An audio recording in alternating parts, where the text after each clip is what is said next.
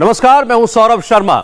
सबसे पहले आपको हम पूर्वांचल एक्सप्रेसवे की वो तस्वीर दिखाते हैं जिसकी इस वक्त पूरे उत्तर प्रदेश में जबरदस्त चर्चा है।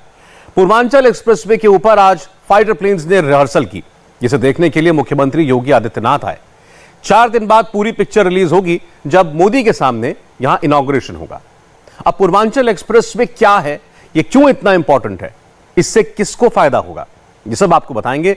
लेकिन बड़ा सवाल यह है कि क्या पूर्वांचल एक्सप्रेसवे योगी आदित्यनाथ के लिए एक बड़ा लॉन्च पैड बनने वाला है? योगी के लिए मोदी का रोड मैप क्या है, देखिए खास रिपोर्ट।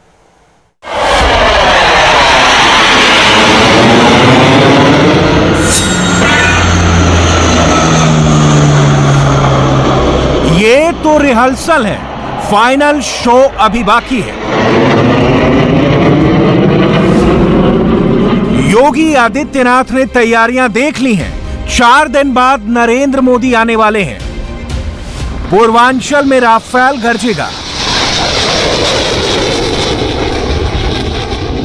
पूर्वांचल एक्सप्रेसवे पर सुखोई टचडाउन करेगा।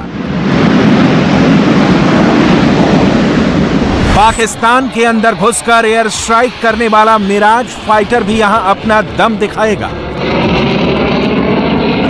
पूर्वांचल में जगुआर की तेजी भी दिखेगी और इन सब का निरीक्षण खुद प्रधानमंत्री नरेंद्र मोदी करेंगे। योगी आदित्यनाथ ने उत्तर प्रदेश में दूसरा ऐसा एक्सप्रेसवे तैयार किया है जिस पर एयरफोर्स के लड़ाकू विमान उतरेंगे। हिंदुस्तान में हाईवे और एक्सप्रेसवे पर टचडाउन तो पहले भी हुए हैं, लेकिन यूपी के पूर्वांचल एक्सप्रेसवे पर अब जो रनवे बना है उस पर एक साथ 30 से ज्यादा फाइटर प्लेन ऑपरेट होंगे। एक्सप्रेसवे पर 3300 मीटर लंबा रनवे इमरजेंसी यूज के लिए बनाया गया रनवे युद्ध जैसे हालात में इस्तेमाल करेगी एयरफोर्स। राफेल जैसे फाइटर भी कर सकेंगे लैंडिंग। 16 नवंबर को इसी रनवे पर खुद प्रधानमंत्री Narendra Modi C-130 super Hercules से लैंड करेंगे, जिसके बाद पूर्वांचल के सुल्तानपुर के पास एक शानदार एयर शो होगा।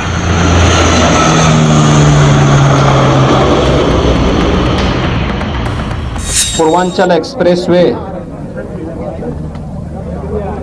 का लोकार्पण 16 नवंबर को आदरणीय प्रधानमंत्री जी के कर कमलों से होने जा रहा है।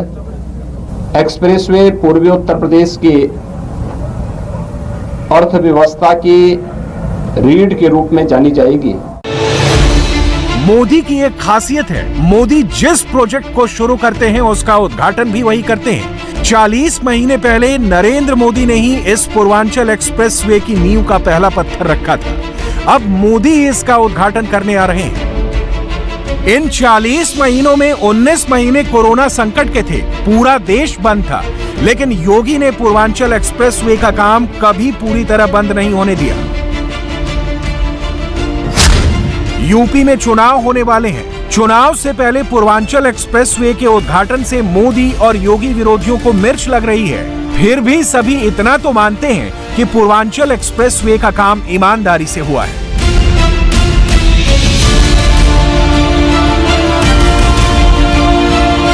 ये सिर्फ मानने वाली बात नहीं, ये देखने वाली बात है। पूर्वांचल एक्सप्रेस से गुजरने पर हर मिनट इस ईमानदारी का एहसास होता है। प्रधानमंत्री नरेंद्र मोदी की नजर से देखें तो ये सिर्फ एक प्रोजेक्ट की बात नहीं है। मोदी हर जगह हर क्षेत्र में ईमानदारी की बात यूं ही नहीं करते।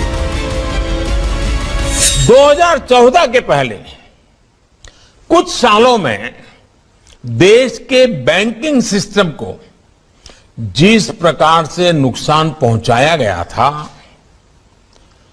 आज हर किसी को पता है कि कैसी स्थितियां पैदा हो गई थी, क्या कुछ नहीं हुआ था।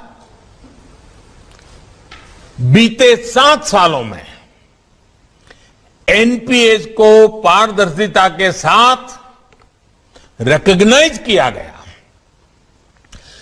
रिजोल्यूशन और रिकवरी पर ध्यान दिया गया। पब्लिक सेक्टर के बैंकों को रिकैपिटलाइज किया गया। फाइनेंशियल सिस्टम और पब्लिक सेक्टर बैंकों में एक के बाद एक रिफॉर्म्स किए गए। जो विलफुल डिफॉल्टर्स पहले सिस्टम से खिलवाड़ करते थे, अब उनके लिए मार्केट से फंड जुटाने का रास्ता बंद कर दिया गया है। नरेंद्र मोदी के लिए 2014 का बेंचमार्क है। यूपी में योगी ने 2017 के आगे बेंचमार्क तैयार किया है। अब सामने 2022 का चुनावी दंगल है, जिसके लिए योगी ने नारा दिया है, सोच ईमानदार और काम दमदार। चुनाव जीतने के लिए अकेले ईमानदारी काफी नहीं होती। चुनाव के लिए मोदी और योगी की जोड़ी के पास विकास का एजेंडा भी है और राष्ट्रवाद का एजेंडा भी। नया एक्सप्रेसवे विकास का आईना दिखा रहा है और फाइटर प्लेन राष्ट्रवाद की लाइन को आगे बढ़ाएंगे। सवाल है कि क्या यह कॉकटेल पूर्वांचल में बीजेपी को जीत के एक्सप्रेसवे पर ले आएगा? पहले पूर्वांचल एक्सप्रेसवे के बारे में कुछ बातें जान लीजिए, तभी इसकी अहमियत समझ में आएगी।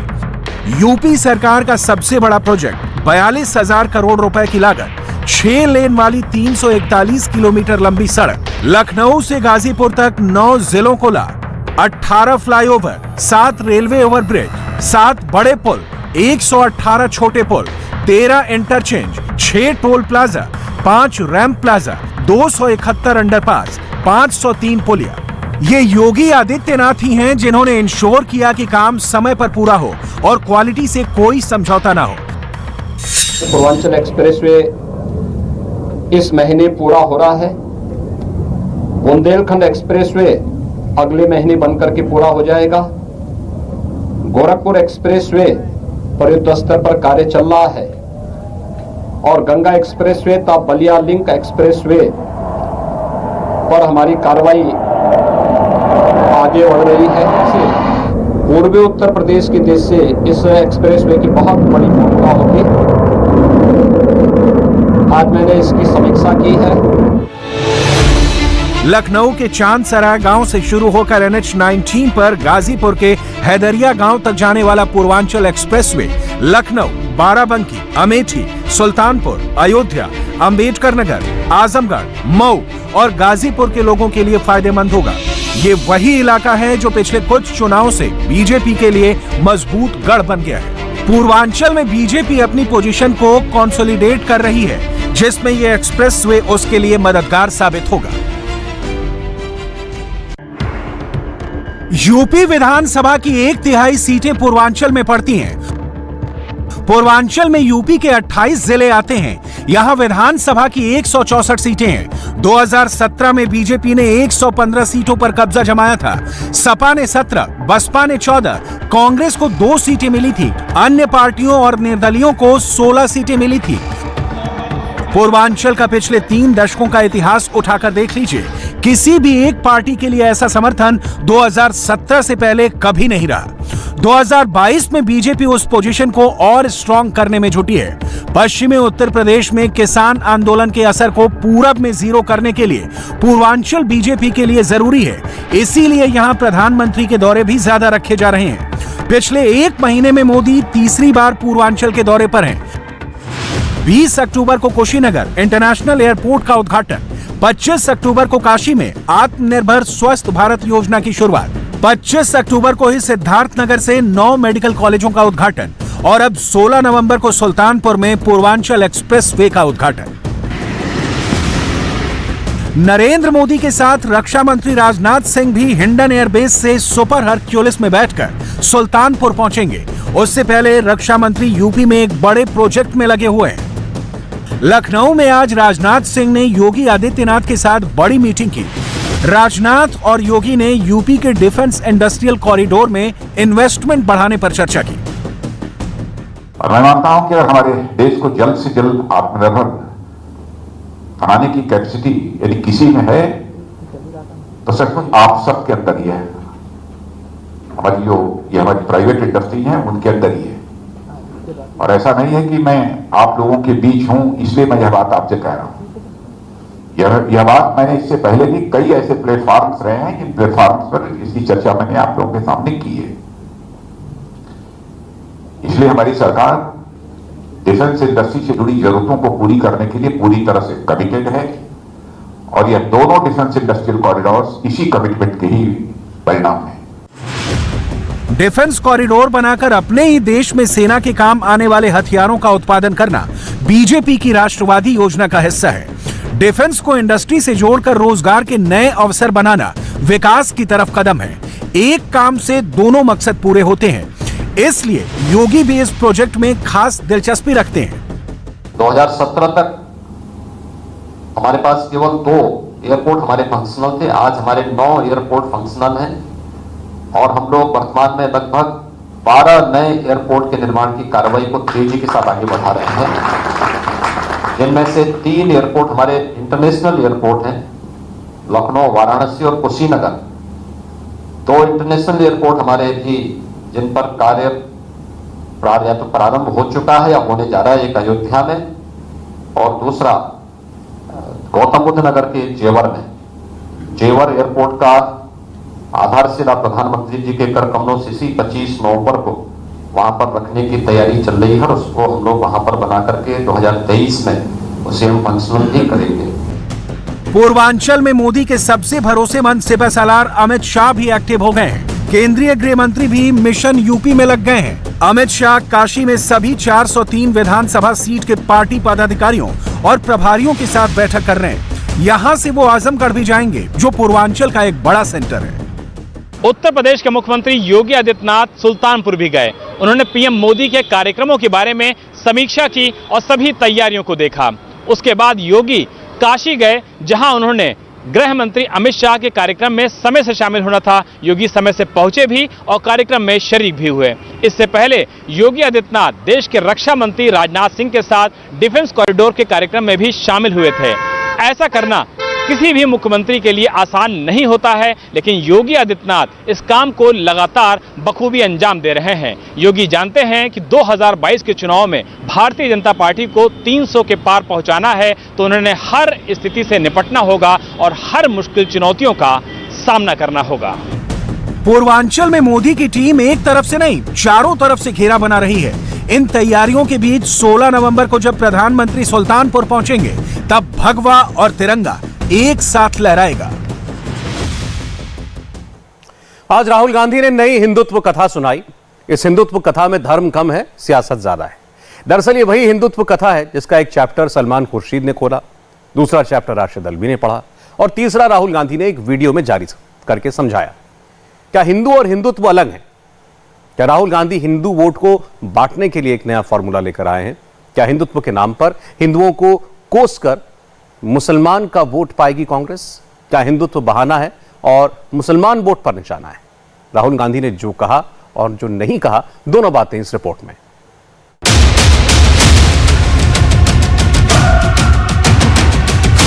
राहुल गांधी की नई थ्योरी समझिए, राहुल गांधी की नई क्रोनोलॉजी समझिए।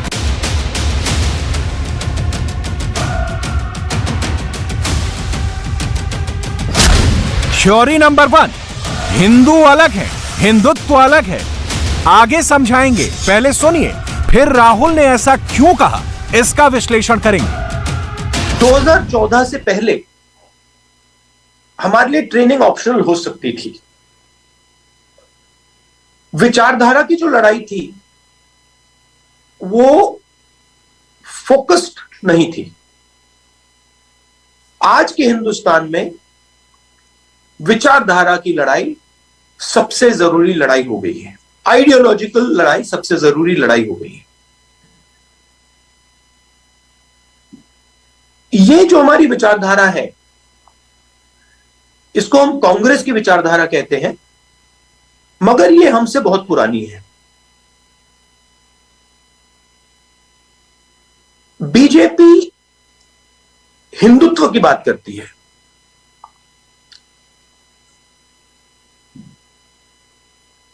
हम कहते हैं कि हिंदू धर्म में और हिंदुत्व में फर्क है। क्योंकि अगर फर्क नहीं होता तो नाम एक ही होता। हिंदुत्व को हिंदू की जरूरत नहीं होती या हिंदुत्व की जरूरत नहीं होती। यह कोई इत्तेफाक नहीं है।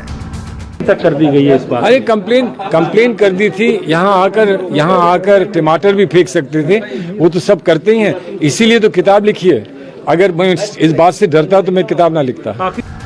सलमान खुर्शीद ने जब हिंदुत्व की तुलना आईएसआईएस और बोको हराम से की तो लगा कि खुर्शीद ने अपनी किताब sunrise over Ayodhya nationhood in our times की सेल बढ़ाने के लिए विवाद खड़ा किया। आज भी बहुत लोग जय श्री राम का नारा लगाते हैं, वो सब मुनि नहीं, वो निश्चय होशियार रहने की जरूरत है और देश के अंदर हमें ऐसा माहौल पैदा करना है जो राम राज्य के अंदर आया है। जब जय श्री राम कहने वालों की राष्ट्रीय दलवी ने राक्षस से तुलना की तो लगा कि कांग्रेस के किसी बड़बोले नेता ने ऐसा बयान दिया है। ये हमसे बहुत पुरानी है। बीजेपी हिंदुत्व की बात करती है,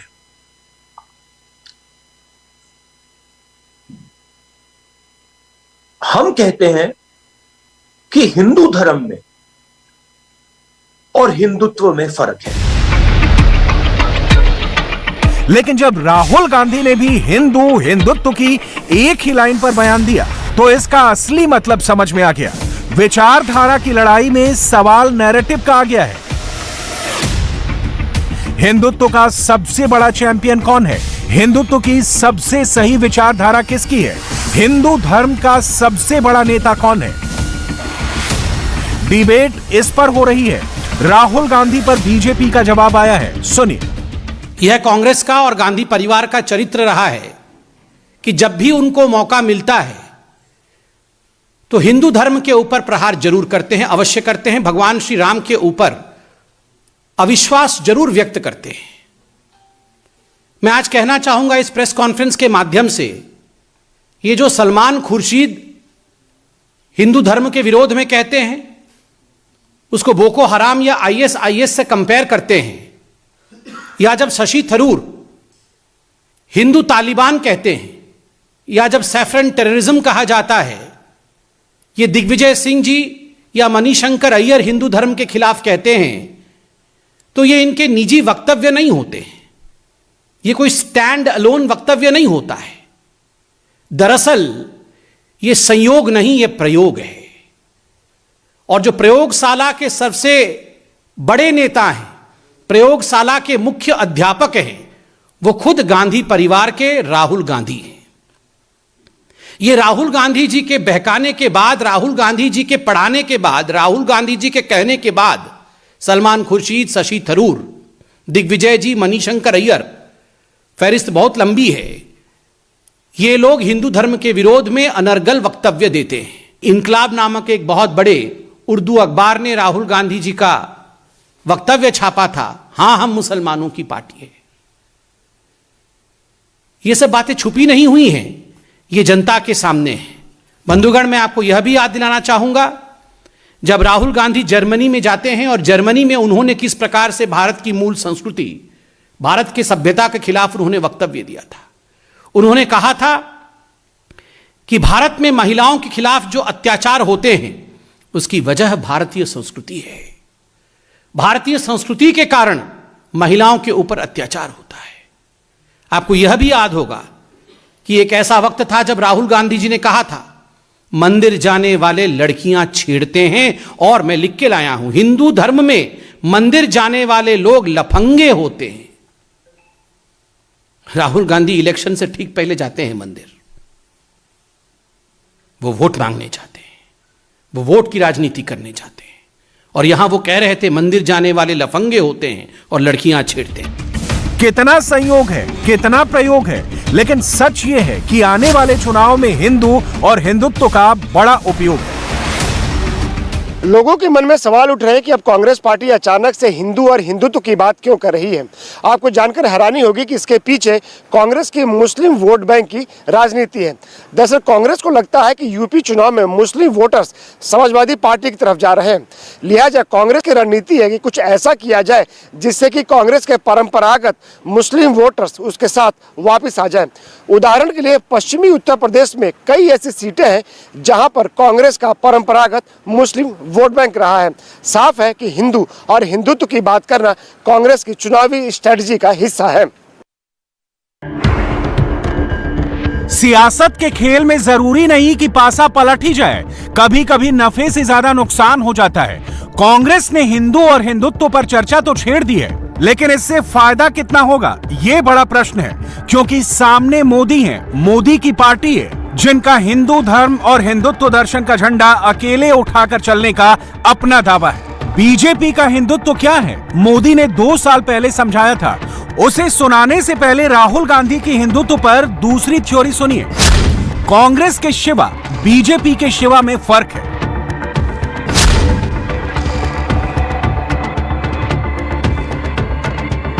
ये जो हमारी विचारधारा ये पुरानी है। इसमें मैं मानता हूं कि जिस शक्ति को हम शिव कहते हैं, शिवा कहते हैं, उसका वो ये प्रतीक थे। कबीर, गुरु नानक, महात्मा गांधी, बहुत सारे लोगों ने इस विचारधारा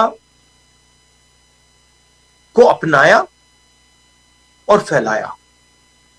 उनके भी आइकॉन्स हैं, हमारे भी आइकॉन्स हैं। उनके आइकॉन सावरकर, हमारे आइकॉन महात्मा गांधी।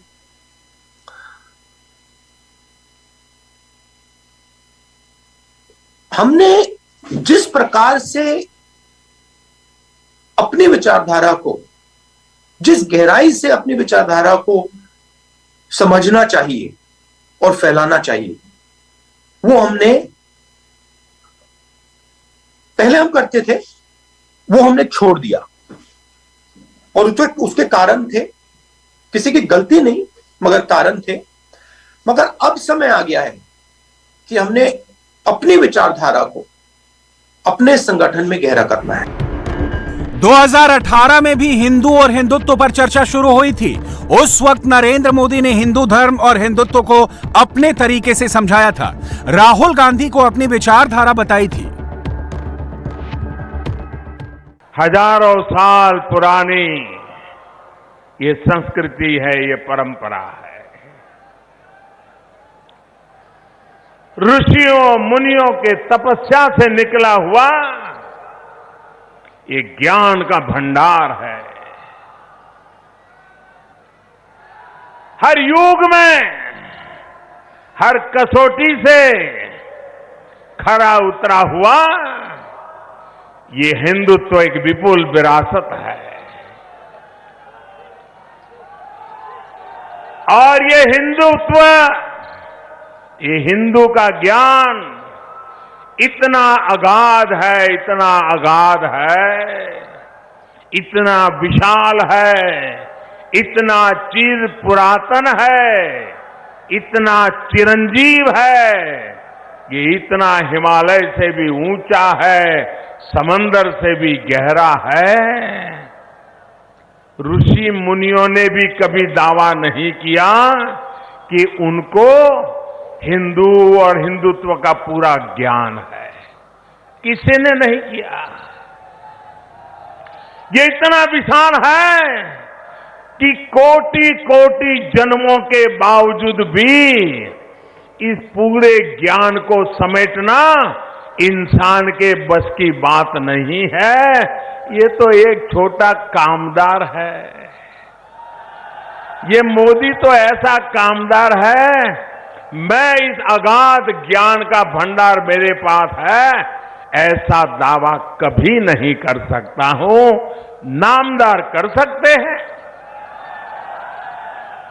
जो दावा ऋषि मुनि नहीं करते थे वो नामदार कर सकते हैं। उनके इस ज्ञान, उनको मुबारक, और देश को भी मुबारक, ताकि आपका मन हल्का फुल्का रहता है, जरा मनोरंजन मिल जाता है। बीजेपी, राहुल गांधी की हिंदुत्व की लाइन कहां से निकलती है, कहां जाती है, राहुल गांधी की थ्योरी नंबर 3 से समझ सकते हैं। आरोप तो यह है कि राहुल अपने हिंदू धर्म के चश्मे से मुस्लिम वोट सेट करते हैं। Is Hinduism about beating a Sikh or a Muslim? Hindutva, of course, is. But is Hinduism about killing a clerk? In which book is this written? I have not seen it. I have read the Upanishads. I have not seen it. Where is it written that you should kill an innocent man? I am unable to find this in Hindu scripture. Chronology समझना होगा। बात हिंदू और हिंदुत्व की होती है और चर्चा ISIS, Boko हराम, राक्षस और अखलाक की होती है। इसलिए बीजेपी सवाल पूछ रही है कि कांग्रेस का ये कैसा हिंदू और हिंदुत्व। आपने उपनिषद पढ़े, राहुल गांधी जी ने उपनिषद पढ़े। राहुल जी, इस प्रेस कॉन्फ्रेंस के बाद छंदोग्य उपनिषद ऐसा नाम तक उच्चारित करके दिखा दीजिएगा। उपनिषद पढ़ा है आपने? हिंदुस्तान का कॉन्स्टिट्यूशन पढ़ लिया हो तो वही काफी है। हिंदुस्तान के कॉन्स्टिट्यूशन में, संविधान में यह प्रयोजन ही नहीं है कि हम वैमनस्यता फैलाएं। आपने आज जिस प्रकार से हिंदू धर्म और हिंदुइज्म के खिलाफ बोला है, this is against the basic tenants of Indian constitution. आपने ना ही भारत का संविधान पढ़ा है और उपनिषद तो बहुत दूर की बात है। आप केवल उपनिषद के नामों को उच्चारित करिए, यही हमारे लिए बहुत होगा। बीजेपी भले ही राहुल की चुटकी ले रही है, लेकिन राहुल ने रणनीति के तहत कांग्रेस की विचारधारा पर असली हिंदुत्व की विचारधारा होने का दावा ठोक दिया है। थ्योरी नंबर 4 में राहुल गांधी ने बीजेपी के हिंदुत्व को लेकर बड़ी बात कही है। जैसे शिव जी पूरे संसार को निगल जाते थे, वैसे कांग्रेस पार्टी की आइडियोलॉजी बीजेपी की आइडियोलॉजी को निगल जाएगी। और महाराष्ट्र के 3 बड़े शहर आज हिंसा की आग में जल उठे। मालेगांव, नांदेड़ और अमरावती में हालात अब काबू में हैं, लेकिन तनाव साफ देखा जा सकता है। ये जो तस्वीर आप देख रहे हैं नांदेड़ में हिंसा से पहले की है। हजारों लोगों को शांतिपूर्ण प्रदर्शन के नाम पर एक जगह जमा किया गया, भड़काऊ भाषण दिए गए, इसके बाद हिंसा भड़क उठी। नांदेड़ में हुई इस हिंसा में एक एडिशनल एसपी, एक इंस्पेक्टर समेत कई पुलिस वाले घायल हुए। आम लोग भी इस हिंसा की चपेट में आए हैं। महाराष्ट्र में इस सारा बवाल त्रिपुरा में कुछ दिन पहले हुई हिंसा को लेकर हुआ। महाराष्ट्र के गृह मंत्री दिलीप वलसे पाटिल ने लोगों से शांति बनाए रखने की अपील की। गृह मंत्री ने कहा, इस हिंसा के लिए जिम्मेदार लोगों को बख्शा नहीं जाएगा। राजस्थान में कैबिनेट का विस्तार कभी भी हो सकता है। सोनिया गांधी ने कल सीएम अशोक गहलोत से मुलाकात की, उनकी तमाम दलीलें सुनी। आज उनकी मुलाकात सचिन पायलट से हुई। पार्टी गुर्जर वोटों के लिए उत्तर प्रदेश में पायलट का इस्तेमाल करना चाहती है। प्रियंका उन्हें अपने साथ चुनाव प्रचार में एक्टिव करना चाहती है, उन्हें खुश करने की कोशिश की जा रही है। मगर क्या पायलट सोनिया गांधी से मुलाकात के बाद संतुष्ट हैं? आखिर 10 जनपद पर आज क्या डील हुई, इस रिपोर्ट में देखिए।